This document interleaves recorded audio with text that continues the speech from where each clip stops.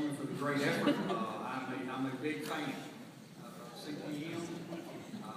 14 years ago, someone saw something in me that I didn't see in myself and thought enough of me to send me the CPM program. We actually demanded it. And it's important. And you guys have now been through this coursework. And the beauty of that is what should occur and what has occurred is that it has now expanded your capacity to lead.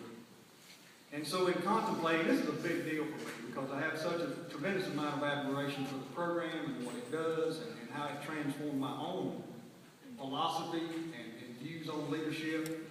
Before CPM, I had one motto, and that was just to outwork you. And that worked pretty well.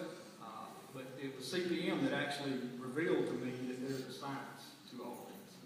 And a science to organizational performance, a science to human performance, and a science to engagement, and all of those things. And since that time, I have fanatically immersed myself into that study. It's second only to Alabama football, probably my biggest hobby. So what to talk to you about today? Something that important. It's been a long time since I've been nervous. I mean, people that work with me say, I'll speak off the cuff or whatever. This one matters. Very few times do I make notes. I just go do it. Stayed up late last night. Because this one matters. And I love getting that little feeling. And your heart starts racing when you start to come up, because what that tells you is it means something to you. And that you're passionate about it and you believe so deeply in this program and in the principles that it teaches. And you want to share that. So as best I can, I'm going to try to do that today. The reality is our world needs leaders. It always has.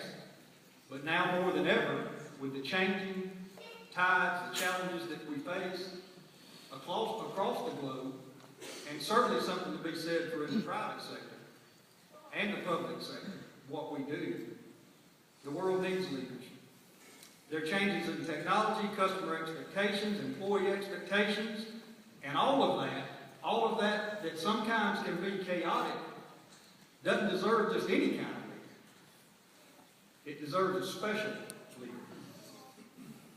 And one that I like to call a leader worth following. I want to pause just a minute to define leader in my terms. I see a lot of young people that came to support their parents or their loved ones. So I want to be clear that leadership has absolutely nothing to do with some block on an organizational chart, some position, or even some age. I look at these small children. You can lead where you are. You can be a leader in your classroom. You can be a leader on the football field. You can certainly be a leader at work, and you can be a leader in your family. I want to share a story with you about a wildly successful CEO who spent 3 years immersing the senior leaders under him, his direct reports, in this notion called Transformational Leadership. And the behaviors and the attitudes that should be displayed in a person when they adopt that leadership philosophy. And there came a time, because of this success that happens with most of us, he got an opportunity. He got an opportunity to be promoted, this time to a global company. Tremendous amount of responsibility, additional duties, and also some challenges and adversity that go along with making a move that bold. So he assembled his senior leadership team to share the news with them and communicate to them so they could prepare themselves for this. And a funny thing happened. Their immediate reaction was, at least two of the senior leaders, was, can we go with you? We realize you're going to get the corner office and you're going to have all this authority and this power and this influence. You're going to be able to rule over these other people all over the globe, and we'd like to go with you. We realize you're getting the corner office, but we'd like to have the two right next beside you, the one to the right and the one to the left. And he listened with astonishment. He was disappointed because he just got through pouring out this notion of them, and what they had just repeated to him was the model of traditional leadership. Traditional. where the leader has authority. This has been since time eternal. And they're seen as privileged, somewhat narcissistic, and their whole goal in life is to do for them. What can I do to make me look good, to stand in the spotlight, to advance my career, to get power? And that's what they saw. That was their immediate reaction. So he began to explain to them again what those principles of transformational leadership are. And he started with this comment, that will not be so with you. Because he'd spent so much time investing in them that he was disappointed.